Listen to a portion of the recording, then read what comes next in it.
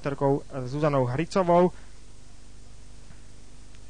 Stále tieto dve kobily robia problémy, ale už to vyzerá v poriadku.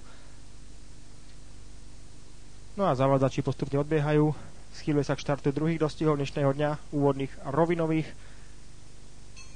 A v tejto chvíli bola odštartovaná cena Hornádu rovina 5. kategórii na 1150 metrov pre trojčné a staršie kone o 33 000 slovenských korún. Okamžite na štarte zaostal nováčik Cedric Dancer, naopak dopredu vypálila skúsená Rodope, za ňou potom Avanti, ďalej je Orbital Wake, Chiquita 4., Winter Tigers 5., v kontakte ešte za tým hlavným balíkom nasledujú Viola, Bausibel, Imajo a s obrovskou stratou debutant Cedric Dancer. Takáto je situácia na začiatku oblúka pred cieľovou rovinkou. V čele dostihov stále dvojica Rodope a vedľa nej sa vyvážajúci Ostrali a Avanti, ale teraz už to neplatí, pretože Avanti je tretí a Winter Tigres sa naopak posúva na druhú priečku.